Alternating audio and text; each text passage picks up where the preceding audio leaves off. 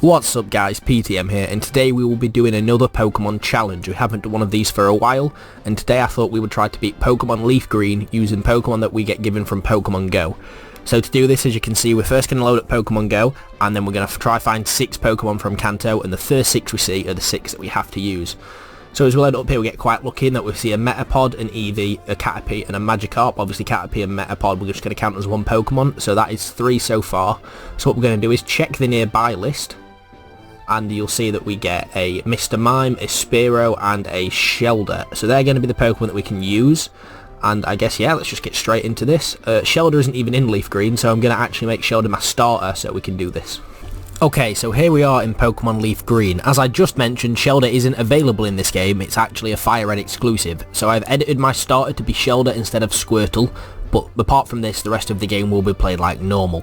So we take Shelder, and our rival immediately wants to battle with his Bulbasaur. After we dispatch of him quickly, we make our way to Viridian City to grab a package that Professor Oak wants us to take back to him. Once here, we return the package and in return receive Pokeballs and a Pokedex. Now once again we head back to Viridian City and we head left towards Route 22. In here there is a small patch of grass in which Spearow can be found. After a few attempts we find one, a tackle lands a critical hit on it, putting it below half health, so we throw the Pokeball and acquire our first Pokemon. From here we head into Viridian Forest, a place both Caterpie and Metapod can be found. The first Pokemon we encounter here is actually a Caterpie. After using 2 tackles, we throw the Pokeball and capture it, and just like that we already have half of the Pokemon that we needed. While making our way through the forest, Caterpie manages to hit level 7 and evolve into a Metapod. We finally reach PEWTER City, which is the home of the first gym leader Brock. Before fighting him, we train up in Route 2. During this training, Metapod hits level 10 and evolves into Butterfree. With Shelder finally hitting level 10, that's all 3 Pokemon at level 10, so we will go and take on Brock. Brock leads with his Geodude and we will use Shelder. Shelder has Icicle Spear, which is super effective against it and takes it out with ease. Brock's second and final Pokemon will be an Onix, and once again Icicle Spear is able to make light work of this and we have defeated Brock. In order to reach the second gym we have to make our way through Mount Moon. This isn't too difficult, but it is where we will first encounter Team Rocket. Luckily, Shelder and Butterfree are both super effective against most of the Pokemon Team Rocket used throughout the entire game, so we should be able to get through them with ease, and in this case we do. At the end of Mount Moon we battle a scientist, Butterfree takes him out and we get to have one of his fossils. We take one at random as it doesn't really matter which one we take, and then we head out of Mount Moon and finally reach Cerulean City. We don't go straight to the gym, instead we head north and run into our rival who challenges us to a battle. Butterfree is able to take out Pidgeotto, Rattata and Abra, while Spearow is then used to defeat Bulbasaur, and he manages to do so with just 1 HP left. With the rival beaten, we continue north to fight the trainers and train up before we head to the gym. On this route we are also able to find Abra. Abra is needed later on in the game to obtain a Mr. Mime, so after spending a while searching we finally found one. Now Abra's only move is Teleport, which means on its first move it will teleport out of the battle. So to prevent this we use Butterfree's Sleep Powder, then we attack it to weaken it and throw the Pokeball. Once we capture it, Abra is then stored in the PC until we need it for later. After beating all the trainers on this route, Spearow is level 19, so it is just 1 level away from evolving. So we go into the grass just to train up a little bit for it to become a Fearow, so we can then use that in the gym against Misty. Now we head back to the gym to face Misty. This isn't too much of a difficult fight, as Butterfree is able to use Poison Powder, and then Fearow is able to use Pursuit to take them both out, as that move is super effective against them. Now that Misty is beaten, we don't waste any time and head through Route 6 and enter Vermilion City. Here we talk to the fishing guru and receive the old rod. This will guarantee us to get a Magikarp, so we cast it outside the fisherman's house until we find one. The one we find is only level 5, so we won't be able to attack it. Instead we just throw the ball and hope we get it. On the second attempt the Pokeball manages to capture the Magikarp. With the Magikarp now in our party we head into the SS Anne. There are a lot of trainers on board, so it's a perfect time to level him up a bit. After fighting our way through the ship we meet up with our rival once again and he wants another battle. We lead with Fearow and he starts with Pidgeotto. In this battle of the birds we come out on top. In fact, Fearow actually manages to sweep his entire team. We head up to the captain's deck where we will get given the move Cut. This is needed to reach the next gym. Now however we have an issue. None of the Pokemon in our party can learn Cut. In fact, none of the Pokemon we are allowed in this playthrough can learn Cut. So the run would end here, but I'm enjoying it. So I head back onto Pokemon Go in hopes of a Pokemon showing up to fix this issue. The ones that spawn around are no help, but on the nearby we have both Weedle and Rattata. Both of them Pokemon can learn Cut. Before getting one of them though, we head to Diglett's cave and go all the way to the end to find ourselves back onto Route 2. Now before coming here I went and grabbed Abra out of my PC. This is because if we go into the house at the end of this cave and talk to this kid, he will trade our Abra for a Mr. Mime. Now we go back through the cave and head head all the way to Route 4. This is where Rattata can be found, and when we finally found one, we weaken it and capture it. With a Rattata now in our party and the move cut available to us, we head back to Vermilion City and train up Magikarp, Mr. Mime and Rattata. During this, Rattata and Magikarp both manage to evolve. With both Rattata and Magikarp evolved, we head over to the third gym and take him on. Now this is an electrical gym, so Shelder, Butterfree, Gyarados and Fearow will all struggle here, and Mr. Mime won't be great help either, so Raticate is going to be our main game here. We challenge Lieutenant Surge and he sends out a Voltorb.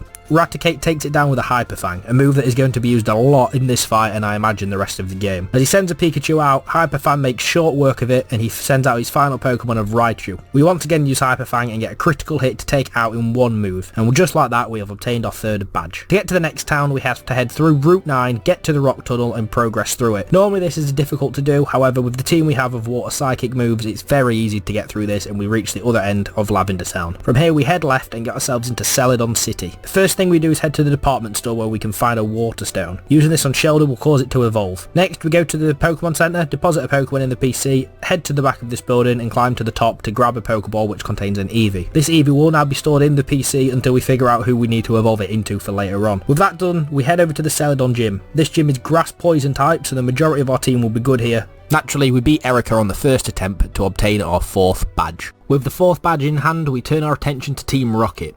They have taken over the casino and turned it into a secret base. We infiltrate and take it down. After fighting our way through the base, we encounter Giovanni, the boss of Team Rocket.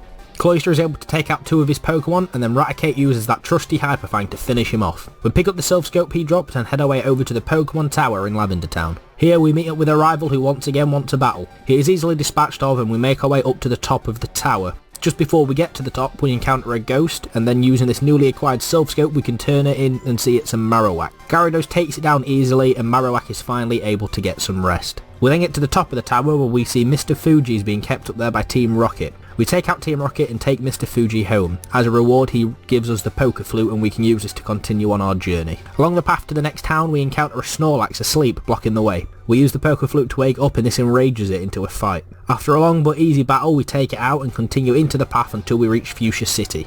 The first thing to do here is enter the Safari Zone. At the end of it we get given Surf. While in here we also find the Warden's missing teeth. Returning this to him, he gives us the HM Strength. Now all that's left to do is take out the 5th gym. This is a poison type gym, so Mr. Mime's going to take the lead here and manages to one-hit kill every Pokemon on our way to the 5th badge. Now we need to backtrack all the way to Celadon City because I forgot to grab the tea from this woman, which is what you need to get past these guards to get into the next town.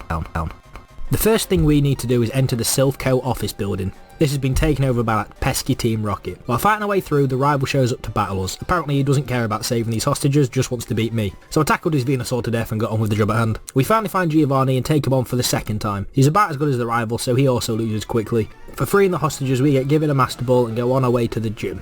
Sabrina uses Psychic Pokemon, so Gyarados is going to bite his way through the team with Cloyster coming in to finish the job. That's 6 down and 2 to go. We waste no time and make our way over to CINNABAR Island, the home of the 7th gym. We work our way through the Pokemon Mansion to find the key. This key then allows us to unlock the door to the gym and fight Blaine. He's a fire type gym, so Gyarados takes point once again and makes short work of all of Blaine's Pokemon and gets us the 7th badge with ease. Upon leaving the gym we are met by Bill, who asks us to escort him to the Sevi Islands with the task of delivering a rock to the casino owner. Pretty sure this is a debt-owing kind of situation and Bill is just too scared, but you know, whatever, we'll go do it for him. We go to the game corner and find that the owner is in a panic as he's lost his daughter. It's okay though, we have a rock to replace her. A thug breaks in on a motorbike for some reason and tells us that the rest are on another island, so, well, we go to that island. We encounter the thugs and they attack me straight away, so I send out my snake dragon to beat them all and send them on the way. Later on the island we go deep into a forest and find the missing girl. Turns out she was kidnapped by a Hypno. I meant Hypno. Anyway, we beat it and return the girl home. After this we return to Bill, get taken back to Kanto. When here we head straight back to Viridian City, the home of the last gym. We get there to see that the gym leader is Giovanni. I guess losing twice to a kid wasn't enough for him, so we go and beat him a 3rd time and take his badge. And with that all that's left to do is beat the Elite Four. We start making our way to the Pokemon League and our rival is there waiting for us. One last fight before we take on the Elite Four. It's a close battle, but Fearow manages to take out Venusaur and once again we come out on top.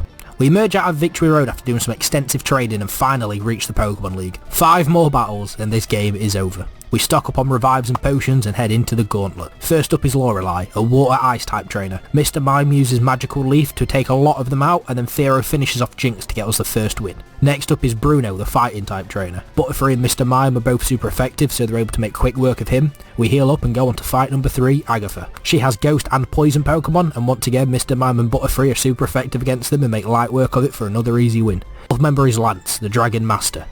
He puts up a very good fight, but once again that Butterfree and Mr. Mime combination proves too much, as Butterfree's poison powder wears everyone down and Mr. Mime's there to finish off the Dragonite to win us the battle. We heal up, go to the final fight, the champion, our rival. It's a very, very tough fight. We're both down to our last Pokemon, Butterfree versus Venusaur, but Butterfree comes out on top as his sleep powder proves too much for the Venusaur and Butterfree's able to take him down while the Venusaur sleeps. We beat our rival for one last time. That is the end of this video, guys. I do hope you all enjoyed it. Do remember, if you did, to like, comment and subscribe, as all of that helps me grow and makes me want to bring out more great videos for all of you. I'll see you all on the next one. Peace.